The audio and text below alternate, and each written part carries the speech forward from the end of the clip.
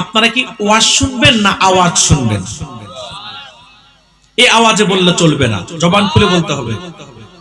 হ্যাঁ, কারণ মনে রাখবেন বাংলাদেশে এখন দুইটাই হয়, ওয়াজও হয় আওয়াজও হয়। দেখবেন বক্তা 1.5 ঘন্টা ওয়াজ করে, না আছে কোরআন, না আছে হাদিস, না আছে ইসলামের ইতিহাস, না আছে মুহাদ্দিসদের বক্তব্য, না আছে মুফাসসিরদের ব্যাখ্যা, কিচ্ছা কাহিনী গল্প জারি গান সারি গান মুর্শিদি শান জিকির দিয়া টাইম পাস করে। আবার কেউ কেউ এখন তাফসীর মাহফিল নামে শুরু করছে নায়ক নায়িকাদের বিবরণ বর্ণনা, ঠিক কিনা বলেন? এই যে বাংলাদেশে যে পরিমাণ ওয়াজের নামে খেয়ানত চলছে, আল্লাহ মাফ করুক, এভাবে চলতে থাকলে জাতি হেদায়েত থেকে বঞ্চিত হয়ে যাবে, ঠিক কিনা বলেন? আপনারা যারা প্রচন্ড শীতের মধ্যে রাত 1টা বেজে যাচ্ছে প্রায়, এরপরও বসে আছেন মৌমাছির মৌচাকের মতো ঝাঁক বেঁধে, কি কোরআন শুনতে না কিচ্ছা কাহিনী শুনতে? আলহামদুলিল্লাহ। আসুন তাহলে আমরা আর কোনো ভূমিকা নয়, সরাসরি ব্যাখ্যা করি কোরআন থেকে। কথা বলবো আমরা, কথা শুনবো সূরাতুল আলী ইমরান থেকে। বলুন কোন সূরা থেকে? একটু সবাই জবান খুলে বলুন কোন সূরা থেকে? এটি হচ্ছে কোরআনুল কারীমের 3য় সূরা। বলুন কততম সূরা? এই সূরাটির মধ্যে আয়াত আছে 200টি। বলুন কতটি? রুকু আছে 20টি। সূরাটি নাজিল হয়েছে মদিনাতুল মুনাওয়ারায়, এজন্য সূরাটিকে বলা হয় মাদানী সূরা। আমরা আবার রিপিট করছি, তো সবাই বলতে হবে, কারণ আমি আলোচনা করি কিন্তু ক্লাসের মতো। কিসের মতো? ক্লাসের মতো। আমার আলোচনা যেটা করব অনেক শ্রোতা সেটা মুখস্থ করে ফেলতে পারে। আমার পাশে আলেম ওলামা যারা থাকে মোটামুটি তারা পুরো আলোচনা কোট করতে পারে। এমন সহজভাবে ধারাবাহিকতা বজায় রেখে আমি কথা বলার চেষ্টা করি। এই জন্য আপনারা একটু কথা বলুন। আজকে আমরা যে সূরা থেকে কথা বলবো, কথা শুনবো, সূরাটির কি নাম বলুন? সবাই এখনো বলেন নাই কি নাম? এটি কি মাক্কি সূরা না মাদানী সূরা? এই সূরাটির মধ্যে আয়াত আছে কতটা? 200। বলুন কতটি? রুকু আছে 20টি। আমরা এই সূরার 31 নং আয়াতের আলোকে কিছু ব্যাখ্যা শুনবো ইনশাআল্লাহ। আল্লাহ তাআলা এই সূরার মধ্যে তার হাবিবকে নির্দেশ দেন। ভাইরা আমার, আল্লাহ তাআলা বলেন, কুল ইন কুনতুম তুহিব্বুনাল্লাহা ফাত্তাবিউনি ইউহিব্বুকুমুল্লাহ। আল্লাহ বলে, কুল হাবিব আপনি জগৎবাসীকে বলে দিন, ইন কুনতুম তুহিব্বুনাল্লাহ যদি তোমরা আল্লাহকে ভালোবেসে থাকো, ফাত্তাবিউনি আমার অনুসরণ করো, আমার অনুকরণ করো। কার? আল্লাহর রাসূলের। তাতে লাভ কি? ইউহিব্বুকুমুল্লাহ, স্বয়ং আল্লাহ তোমাদেরকে ভালোবাসবেন। ওয়া ইয়াগফির লাকুম যুনুবাকুম, আল্লাহ তোমাদের গুনাহগুলোকে ক্ষমা করে দিবেন। ওয়াল্লাহু গাফুরুর রহিম, আল্লাহ তাআলা ক্ষমাশীল, আল্লাহ দয়াবান। বলেন সুবহানাল্লাহ। এই হচ্ছে এই আয়াতের সরল অনুবাদ। এবার শুনবো আমরা ব্যাখ্যা। আল্লাহ বলে, কুল হাবিব আপনি জগৎবাসীকে বলে দিন, ইন কুনতুম তুহিব্বুনাল্লাহ যদি তোমরা আল্লাহকে ভালোবেসে থাকো। আমরা কি আল্লাহকে ভালোবাসি কি বাসি না? সবাই বলেন। কম না বেশি? শুধু বেশি না অনেক বেশি? শুধু অনেক বেশি না, জীবনের চাইতে বেশি। আল্লাহ এবং রাসূলকে জীবনের চাইতে বেশি ভালো না বাসলে আপনি বলেন আর আমি বলি কেউ পরিপূর্ণ মুমিন হতে পারবো? কথাটা কি আমার না আল্লাহ রাসূলের? সহিহ বুখারীর হাদিস, আনাস বিন মালিক বলেন, আল্লাহর হাবিব ইরশাদ করেন, লা ইউমিনু আহাদুকুম হাত্তা কুনা হাব্বা ইলাইহি মিন ওয়ালিদিহি ওয়ালাদিহি ওয়ান নাসি আজমাইন। আল্লাহর হাবিব বলেন, তোমাদের মধ্যে কেউ ততক্ষণ পর্যন্ত পরিপূর্ণ মুমিন হতে পারবে না যতক্ষণ পর্যন্ত তার ব্যবসা বাণিজ্য চাকরি বাকরি পিতামাতা সন্তান স্বয়ং তার জীবনের চাইতে বেশি আল্লাহ এবং রাসূলকে ভালো না বাসবে। এই হাদিসের ব্যাখ্যায় আমি আরেকটা হাদিস শোনাই। আব্দুল্লাহ ইবনে হিশাম বলেন, একদিন আমরা রাসূলুল্লাহর সঙ্গে হাঁটছিলাম, হযরত ওমরও সাথে ছিল, রাসূলুল্লাহর হাত মোবারক ছিল হযরত ওমরের হাতে। হযরত ওমর আল্লাহর হাবিবকে ডাক দিয়ে বলল, ইয়া রাসূলুল্লাহ, ইয়া হাবিবাল্লাহ, আমি ওমর আমার ব্যবসা বাণিজ্য পিতামাতা সন্তান সবকিছুর চাইতে আপনি রাসূলকে বেশি ভালোবাসি, তবে হুজুর তার চাইতে আমি আমার জানটাকে বেশি ভালোবাসি, অর্থাৎ আল্লাহর চাইতে আপনার চাইতে আমি আমার জীবনকে বেশি ভালোবাসি। আল্লাহর হাবিব বলল, ওমর এখনো তুমি পরিপূর্ণ মুমিন হতে পারো নাই। আল্লাহে বিয়াদি নাফসি, আল্লাহর কসম যার হাতে আমার প্রাণ, লা ইউমিনু আহাদুকুম হাত্তা আকুনা হাব্বা ইলাইহি মিন নাফসি, ততক্ষণ পর্যন্ত কেউ পরিপূর্ণ মুমিন হতে পারে না যতক্ষণ পর্যন্ত তার জীবনের চাইতে আল্লাহ এবং রাসূলকে বেশি ভালো না বাসবে। হযরত ওমর বলল, হুজুর আল্লাহর পবিত্র সত্তার কসম এখন থেকে আমি আপনাকে এবং আল্লাহকে জীবনের চাইতে বেশি ভালোবাসি। আল্লাহ রাসূল বলে, আলআন ইয়া ওমর, ওমর এখন তুমি পরিপূর্ণ মুমিন হতে পেরেছো। সুবহানাল্লাহ। ভাইয়েরা আমার, তার মানে হলো সবকিছুর ঊর্ধ্বে ভালোবাসতে হবে কাকে? সবকিছুর ঊর্ধ্বে ভালোবাসতে হবে আল্লাহকে এবং আল্লাহর রাসূলকে। সাহাবায়ে কেরাম তাই করেছেন, জীবনের চাইতে বেশি আল্লাহকে এবং রাসূলকে ভালোবেসেছেন, সম্পদের চাইতে বেশি আল্লাহ এবং রাসূলকে ভালোবেসেছেন, পিতামাতা সন্তান পরিবারের চাইতেও বেশি আল্লাহ এবং রাসূলকে ভালোবেসেছেন। কিন্তু আজকে আমরা পুরা কোপাল মুসলমান আল্লাহ এবং রাসূলকে সবকিছুর চাইতে বেশি ভালোবাসতে পারি নাই। আমাদের কাছে বেশি প্রিয় হলো ব্যবসা, কথা বলছেন না কেন? আমাদের কাছে বেশি প্রিয় হলো চাকরি, আমাদের কাছে বেশি প্রিয় হলো রাজনীতি, আমাদের কাছে বেশি প্রিয় হলো ধান্দাবাজি, কথা বলছেন না কেন? আমাদের কাছে বেশি প্রিয় হলো সম্পদ, আমাদের কাছে বেশি প্রিয় হলো সন্তান, আমাদের কাছে বেশি প্রিয় হলো জীবন। দেখবেন এই দেশের মানুষ সব কিছু মানতে পারে, ব্যবসায় ক্ষতি হোক এটা সে মানতে পারে না, কথা বলছেন না কেন? চাকরিজীবী তার চাকরি চলে যাক এটা সে মানতে পারে না, রাজনীতিবিদ তার দলীয় পদ ছুটে যাক এটা সে মানতে পারে না। জীবনের প্রতি এত মায়া, এই জীবনটাকে আল্লাহর রাস্তায় কোরবান করতে চায় না, নবীর মহব্বতে জীবনটাকে উৎসর্গ করতে চায় না। অথচ এরাই যদি একবার সাহাবায়ে কেরামের জীবন থেকে শিক্ষা নিত, হাসি মুখে দিনের জন্য নবীর আদর্শের জন্য জীবনটা বিলিয়ে দিত। আল্লাহর হাবিবের প্রত্যেকটা সাহাবী রাসূলকে ধন সম্পদ চাকরি বাকরি পিতামাতা সন্তান ব্যবসা জীবনের চাইতে বেশি ভালোবেসেছেন। সেজন্যই তো উহুদ যুদ্ধে যখন একটা মিথ্যা সংবাদ ছড়িয়ে গেল যে রাসূলুল্লাহ শহীদ হয়ে গেছে, এদেরকে আইনে এখানে বসায় দেন, এরা ওয়াজ করুক। আমি অন্য বক্তার মতো না, আমার পাশে ডিস্টার্ব হলে তৎক্ষণাৎ আমি বাধা দেই। আল্লাহর কোরআনের মাহফিল, আকল থাকলে মাহফিলের আশেপাশে এসে কেউ কথা বলতে পারে না। কমন সেন্সের অভাব হলে যা হয় আর কি, ঠিক কিনা বলেন?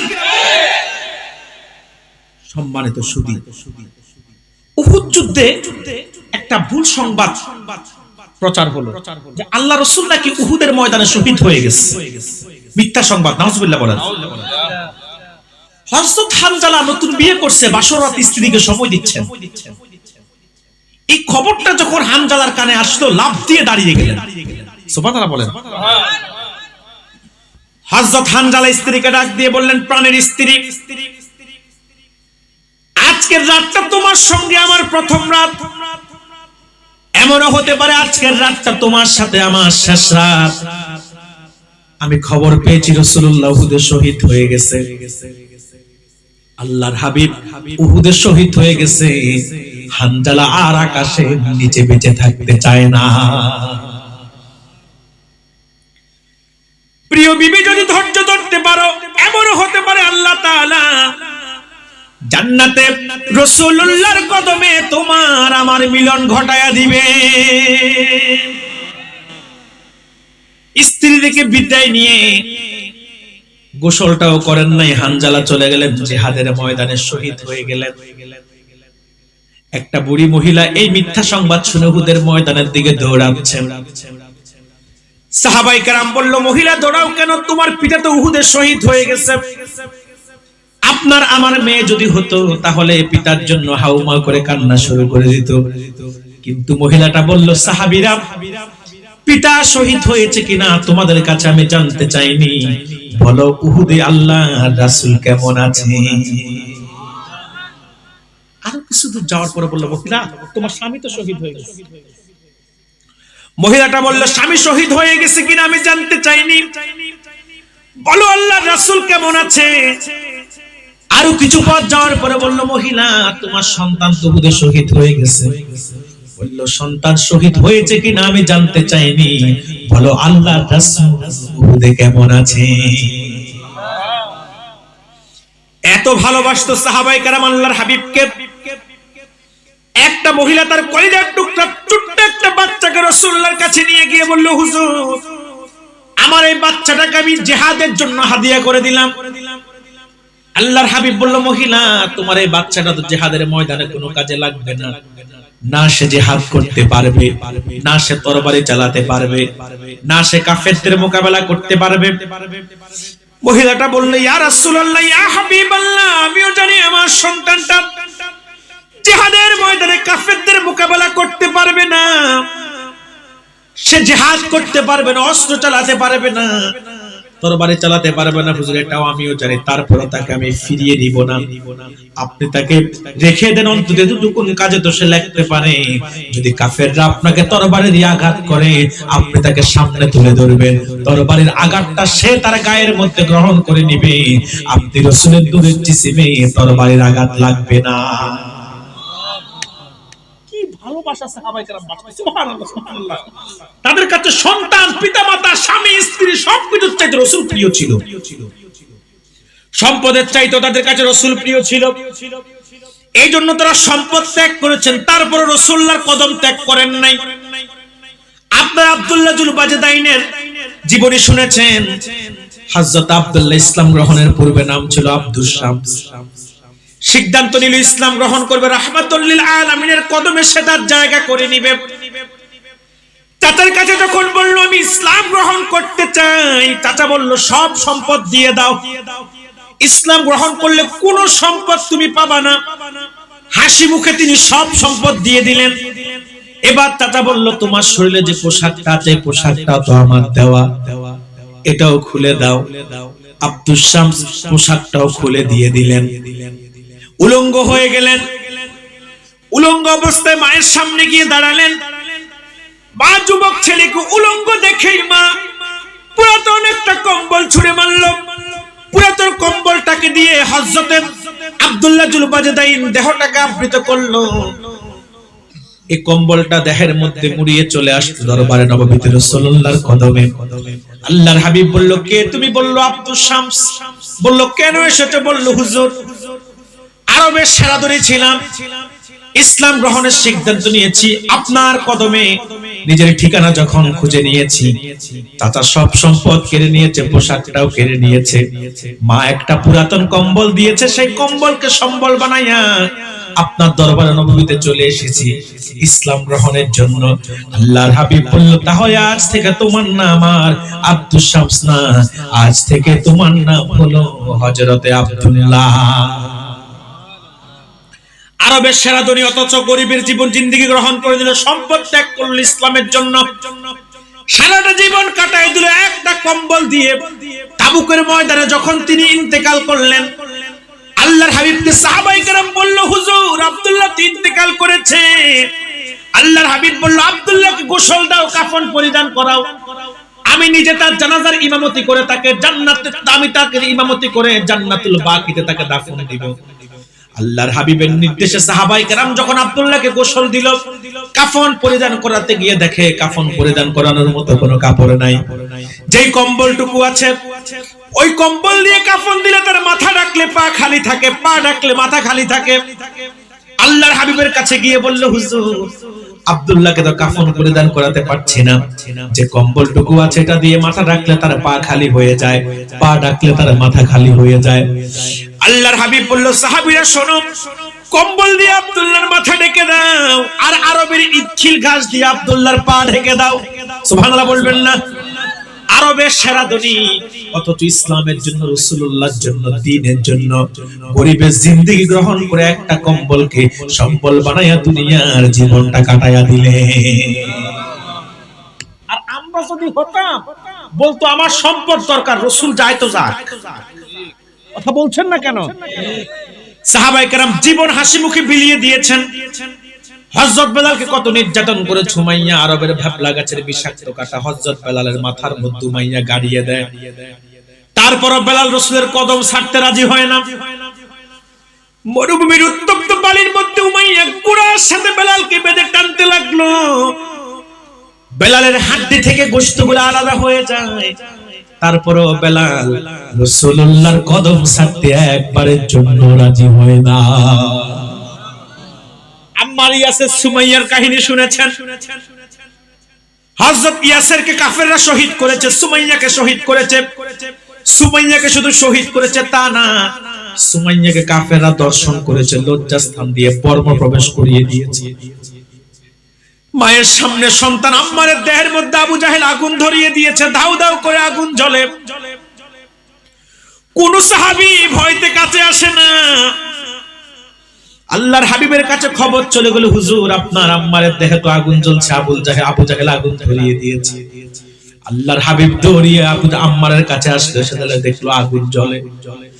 আল্লাহর হাবিব আগুনকে ধমক দিল, ইয়া নারুনি বারদান ওয়া সালামান আলা আম্মারিন কামা আলা ইব্রাহিম।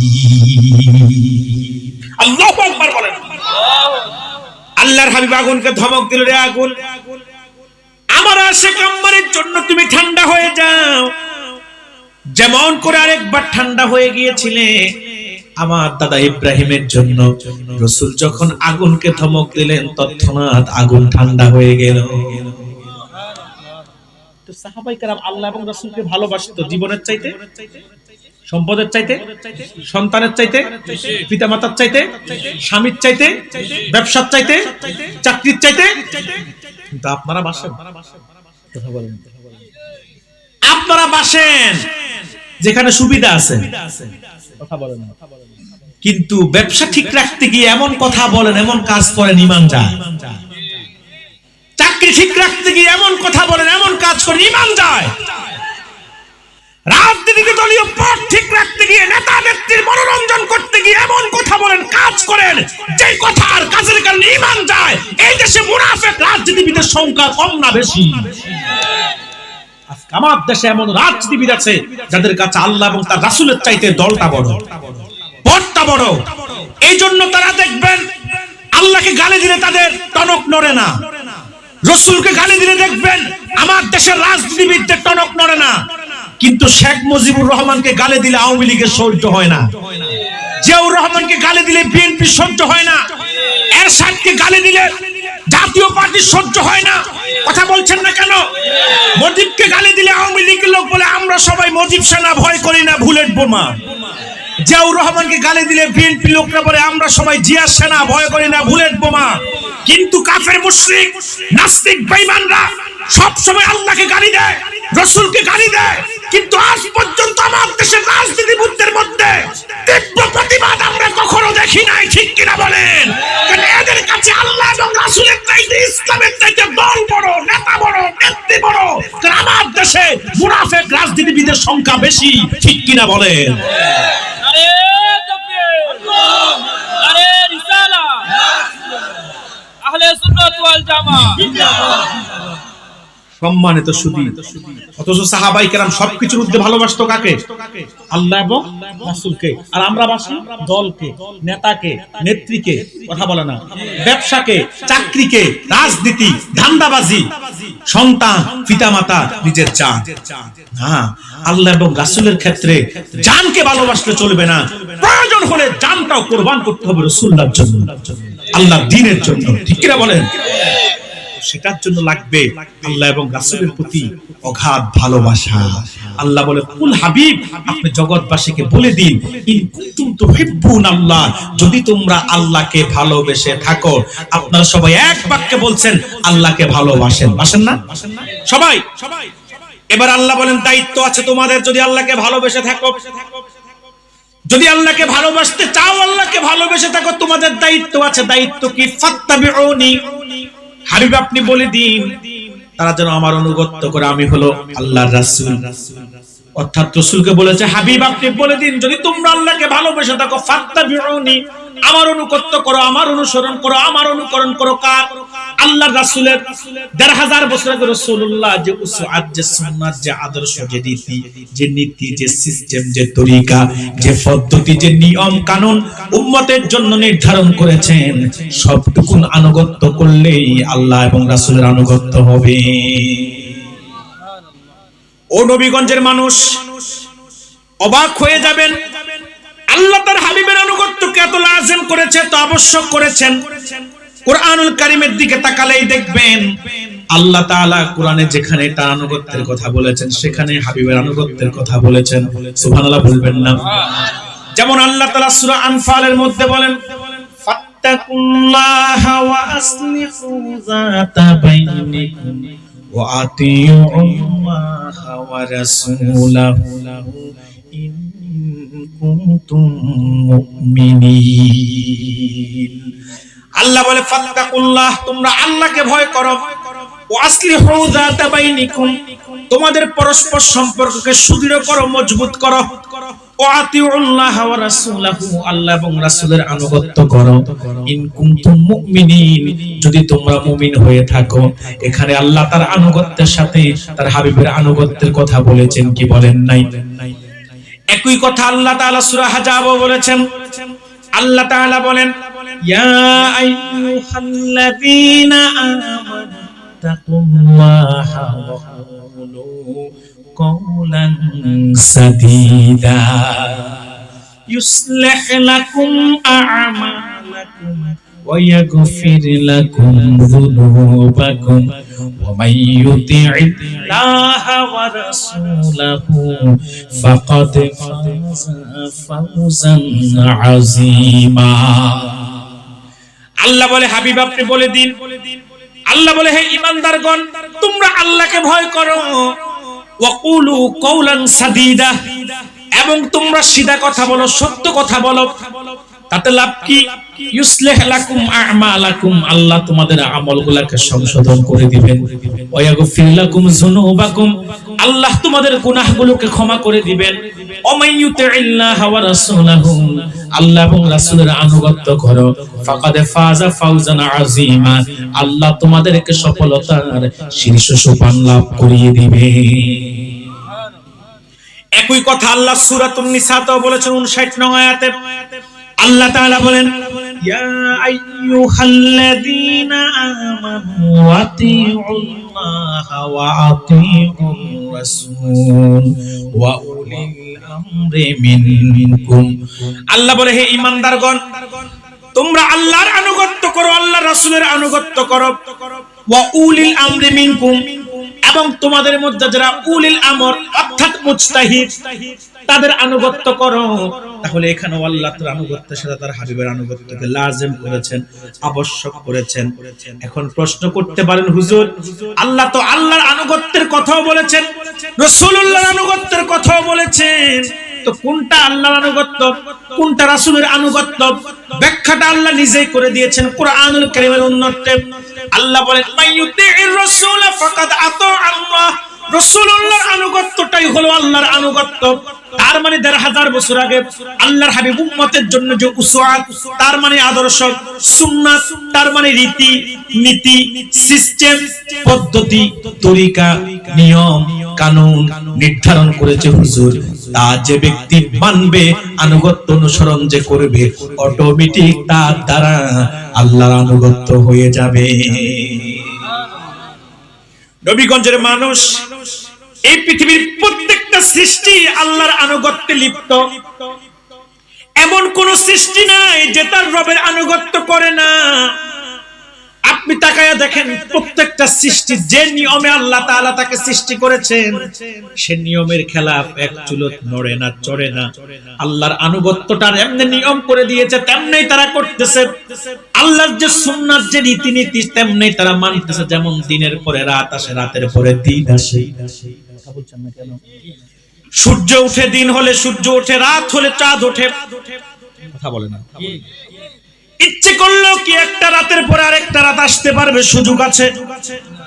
ইচ্ছা করলেও কি একটা দিনের পরে আরেকটা দিন আসতে পারে? সুযোগ আছে।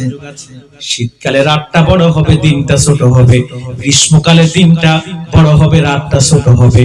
তাই তো হচ্ছে, আল্লাহর নিয়মের বাইরে গিয়ে শীতকালে রাত ছোট হয় না, গ্রীষ্মকালে রাত বড় হয় না। আল্লাহর নিয়মের বাইরে গিয়ে গ্রীষ্মকালে রাত বড়, গ্রীষ্মকালে দিন ছোট হচ্ছে না, শীতকালে দিন বড় হচ্ছে না। আল্লাহ যেটা নিয়ম করে দিয়েছে ওইভাবে তার নিয়মে সৃষ্টি জগৎ চলতেছে। জোয়ারের পরে ভাটা আসে, ভাটার পরে জোয়ার আসে, কথা বলছেন না কেন? জোয়ারের পরে ভাটা, ভাটার পরে জোয়ার। ইচ্ছে করলেই তো সাগর, নদী, সমুদ্র মন মতো করে একটানা জোয়ার থেকে সবকিছু ভাসাইয়া দিতে পারবে না। আবার একটানা ভাটা হয়ে গোটা দুনিয়াকে চর বানাতে পারবে না। আল্লাহর সিস্টেম, আল্লাহর বিধান হচ্ছে জোয়ার আসবে, তার 13 ঘন্টা পরে ভাটা হবে, আবার ভাটার পরে জোয়ার আসবে, জোয়ারের পরে ভাটা আসবে। এই নিয়মেই চলতেছে, সৃষ্টির শুরু থেকে চলবে কিয়ামত পর্যন্ত। আল্লাহর আনুগত্যের খেলা একটু ব্যতিক্রম জোয়ার ভাটার হবে না। আল্লাহ প্রত্যেকটা সৃষ্টির জন্য নিয়ম করেছে, সৃষ্টি কিভাবে চলবে। পশু পাখি থাকবে ডাঙ্গায়, মাছ থাকবে পানিতে। এর ব্যতিক্রম করলেই অ্যাক্সিডেন্ট ঘটবে। আপনি মাছকে পানি থেকে তুলে রাখবেন, মাছ মারা যাবে।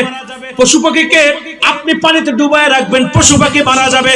আল্লাহর সিস্টেম যেটা, আল্লাহর নিয়ম যেটা, আল্লাহর তরিকা যেটা, সেটার খেলাফ চলা যায় না।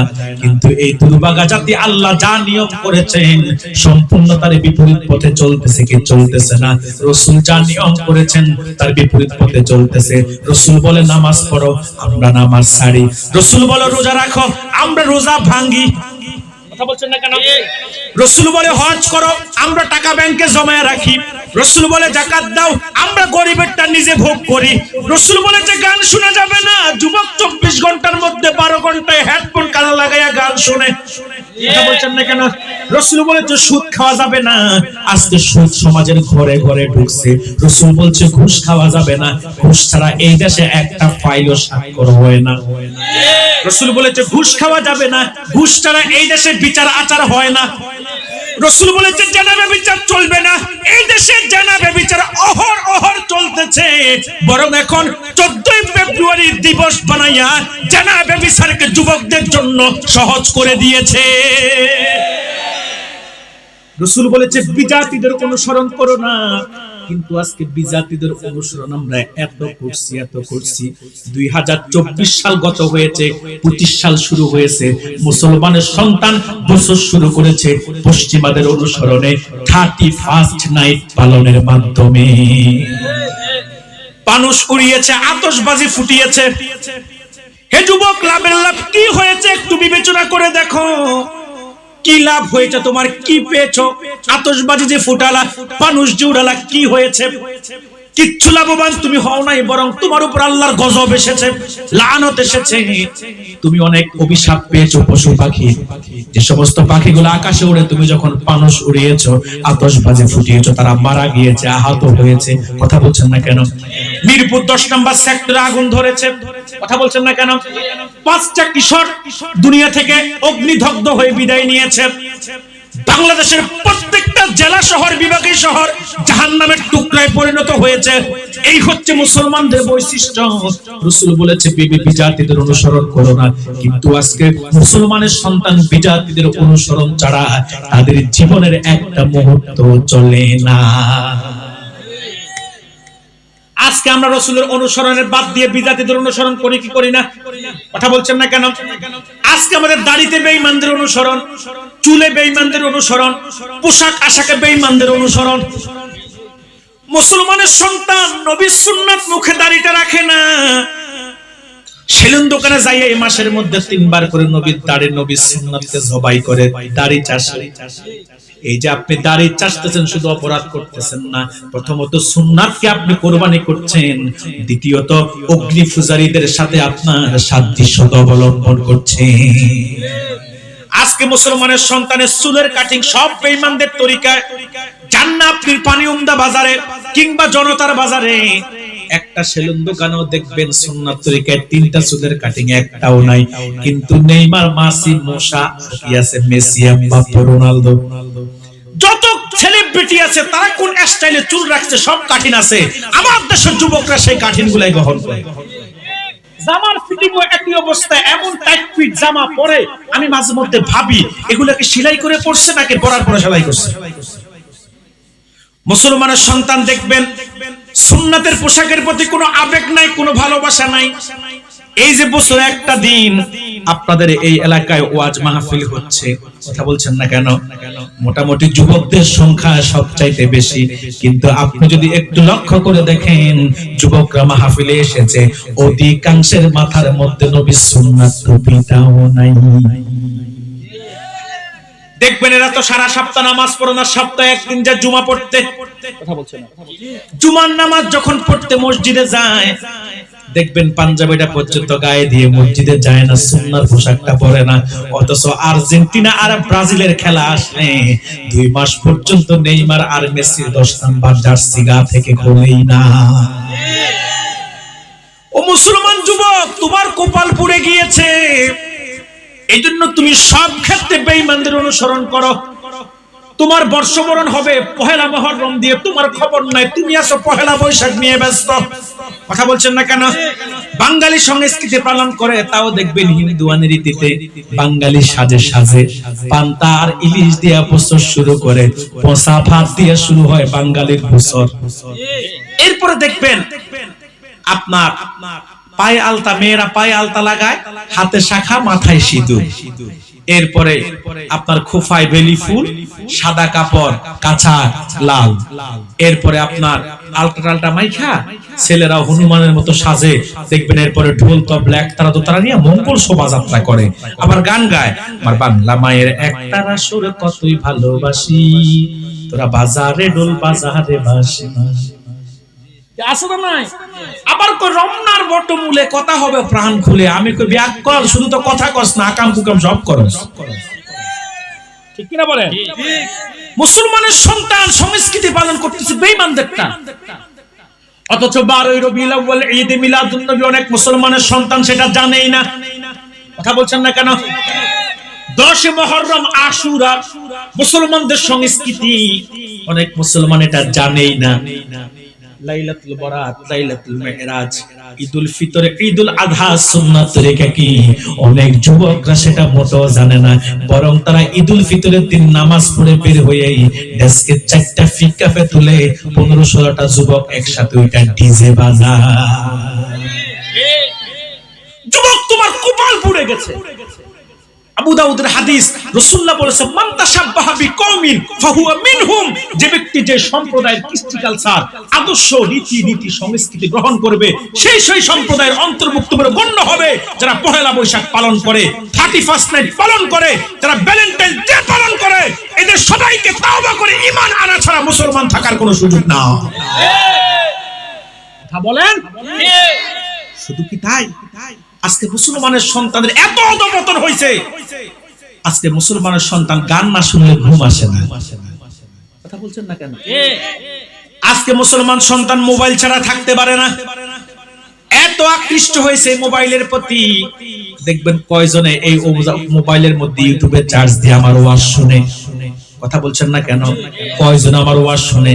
দেখবেন হিস্টরি জায়গা তালাশ করে দেখেন না সব সেলিব্রিটিদের গান। আবার এই মোবাইলে কেউ ব্যস্ত আছে ফেসবুক নিয়ে, কেউ ইউটিউব নিয়ে, কেউ ব্যস্ত টিকটক নিয়ে।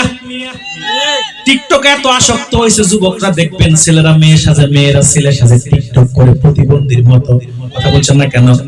একটারে দেখতেছি রিলসের মধ্যে মোবাইলে আপনার মেয়ে পাগড়ি বাইদা গিয়াসউদ্দিন তাহিরের ডায়লগ দেয়, দেখছো যুবকরা? আবার আরেকটা দেখি ও তো মোটা, ওটা কাপড় পরা অভিনয় করে, দেখছো? কথা বলে না। এই যে ছেলে মেয়ে সাজে, মেয়ে ছেলে সাজে, এটা একটা অভিশাপ, এটা একটা আযাব, এটা একটা গজব। আবার যুবকরা ব্যস্ত হইছে পাবজি আর ফ্রি ফায়ার গেমস নিয়ে, এত ব্যস্ত হইছে কখন যে রাত হয় কখন যে দিন হয় খবর নাই, কথা বলছেন না কেন? দেখবেন রাতে 4টায় রুমে ঢুকে দেখবেন এখনো মোবাইল চলতেছে, মনে যেন গাড়ির ড্রাইভিং করে, কথা বলেন, কথা বলেন। এদের ঘুমাতে ঘুমাতে এদের রাত শেষ, আবার এরা ওঠে দিনে 2টায়। এরা ঘুম থেকে উঠতে উঠতে এদের দিন শেষ। কথা বলছেন না কেন আপনারা? আজকে যুবকদের চারিত্রিক ভাবে এবং সাংস্কৃতিক দিক থেকে আরো অধঃপতন হয়েছে।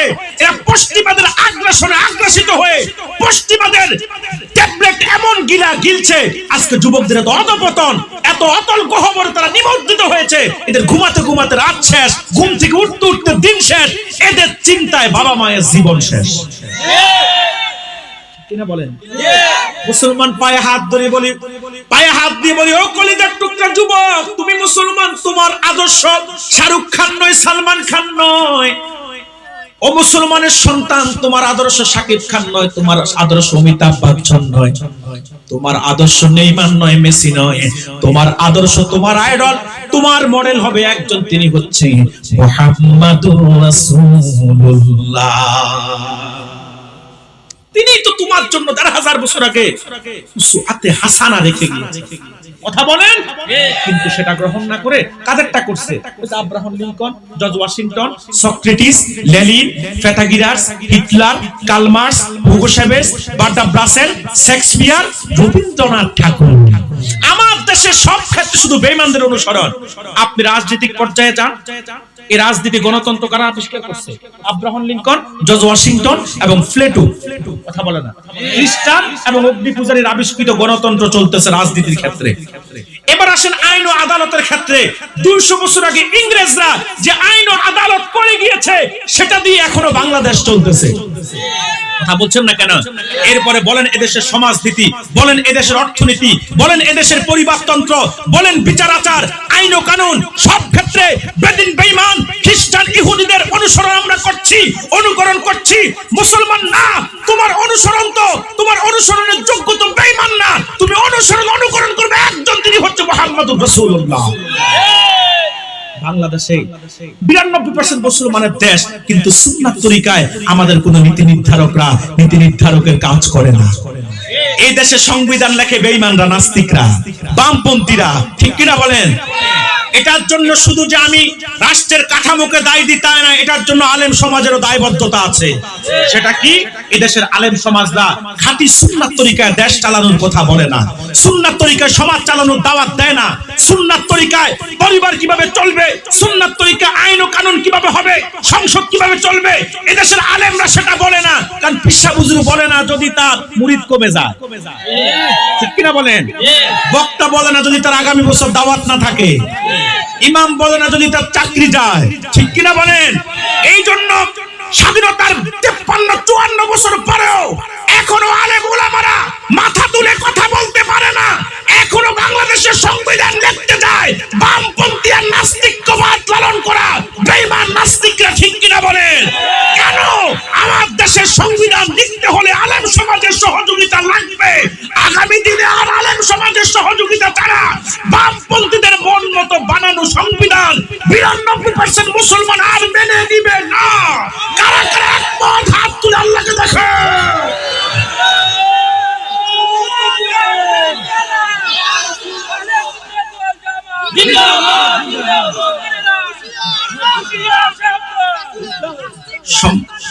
সম্মানিত সুধী, মনে রাখতে হবে, এটা তো পশ্চিমাদের কোনো দেশ না, এটা ভারতের কোনো অঙ্গরাজ্য না, এটা শাহজালালের পুণ্যভূমি, এটা শাহ ফরহানের পুণ্যভূমি, এটা 360 আউলিয়ার জমিন।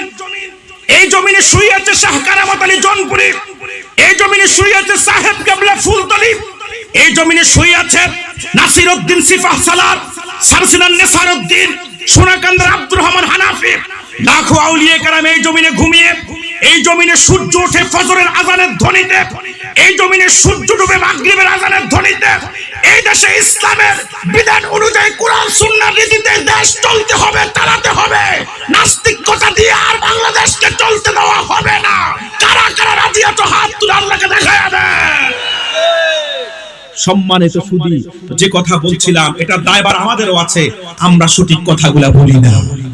ঠিক কিনা বলেন? কষ্ট হচ্ছে মনে হয় আপনাদের? 1 ঘন্টা কিন্তু হয়ে গেছে, 1 ঘন্টা হয়ে গেছে।